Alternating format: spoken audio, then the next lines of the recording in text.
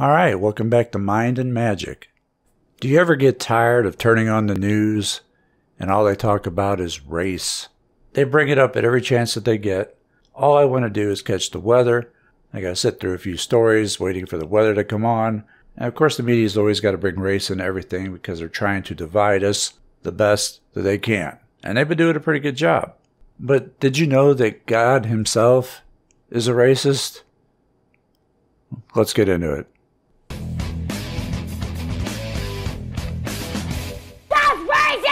I know some people are going to be like, oh, you've gone and crossed the line this time.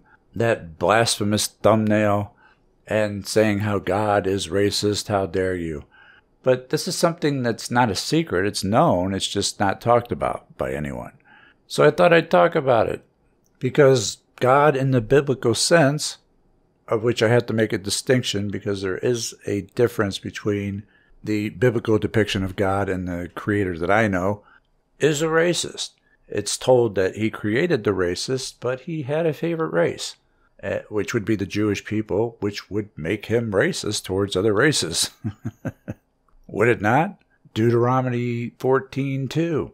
For you, and he's talking about Israel, for you are a people holy to the Lord your God, and the Lord has chosen you to be a people of his own possession, out of all the nations that are on the face of the earth. 1 Peter 2:9, but you are a chosen people, a royal priesthood, a holy nation, God's special possession, that you may declare the praises of him who called you out of the darkness into his wonderful light.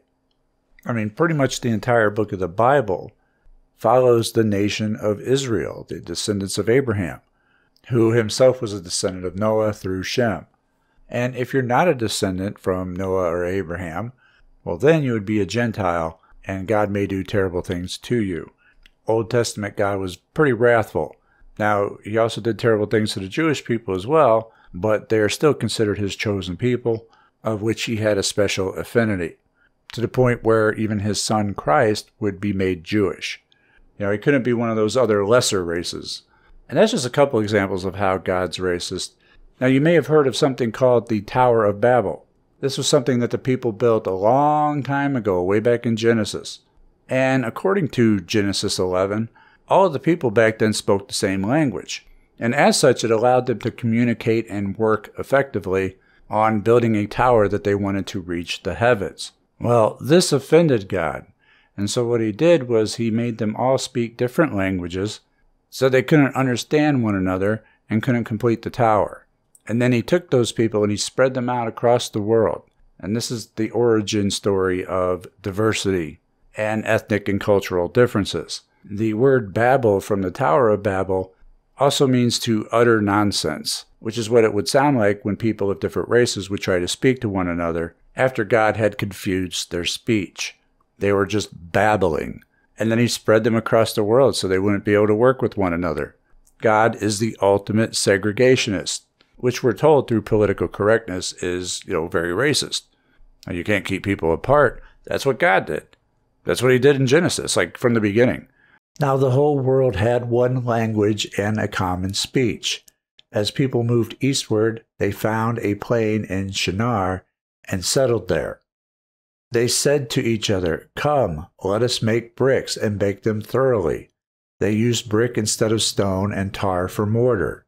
Then they said, "Come, let us build ourselves a city, with a tower that reaches to the heavens, so that we may make a name for ourselves. Otherwise we will be scattered over the face of the whole earth." But the Lord came down to see the city and the tower the people were building. The Lord said, "If as one people speaking the same language they have begun to do this, then nothing they plan to do will be impossible for them. Come, let us go down and confuse their language, so they will not understand each other." So the Lord scattered them from there over all the earth, and they stopped building the city. That is why it was called Babel, because the Lord confused the language of the whole world. From there the Lord scattered them over the face of the whole earth. Genesis 11, verses 1 through 9. Think of just how profound that is for a moment. God comes along, sees the people building a city and a tower, and thinks, that's a threat to me. I gotta mess it up. I mean, I find it difficult to believe that the creator of everything would be threatened by people building a tower, but if it were for privacy reasons, I can understand that a bit more. But it says that if the people understand each other and can work together, then nothing they plan to do will be impossible for them. So let's go scramble their speech so that they can't do that. And this is what I mean by the difference between the biblical account of God and the creator that I know. Because the biblical account just has a lot of things that come off as just petty and desperate to hold on to power. While the creator that I know is the exact opposite. Very hands-off approach, letting things play themselves out instead of having to control everything.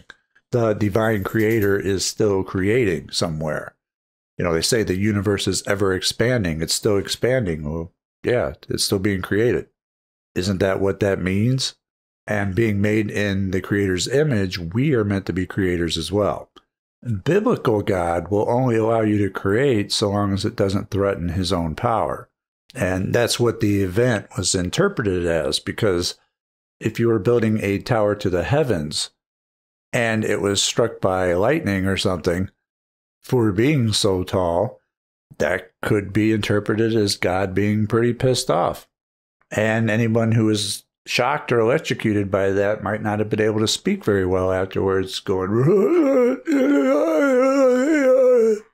Now, I don't know what would account for the sudden misunderstanding of language, but some kind of catastrophe such as a lightning strike hitting the tower, well, the tarot card, the Tower, is often said to be a depiction of the Tower of Babel.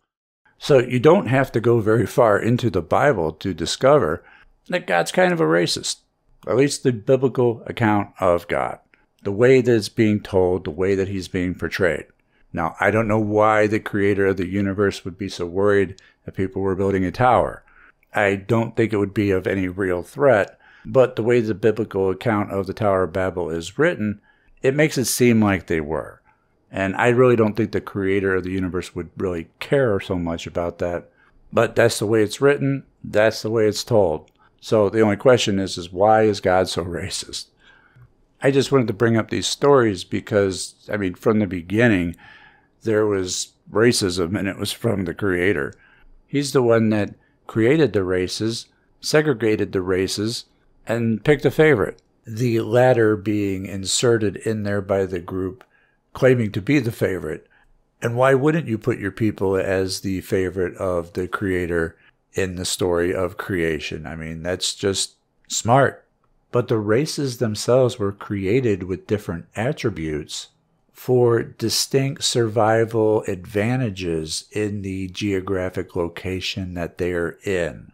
I mean, that's it, really. There are no mistakes in creation, no matter how hard people try to look for them. Now, how you feel about that is entirely up to you. As for myself, I really don't care all that much, other than to bring it up because nobody else has talked about it. Mainly because the media keeps going on with their race baiting and just going on and on calling people racist. And I'm just like, well, you know, they're not the only ones. You know, crack open the Bible once in a while. It'll tell you a lot more than you're bargaining for. All right, guys, I hope you enjoyed the video. Leave a like and share it if you did. Visit mindandmagick.com for programs and bundles.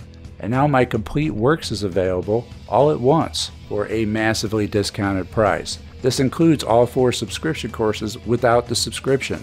You can download them all at once without having to wait a year and a recurring charge over at mindandmagick.com. I want to thank you for listening, and I will see you next time. Take care.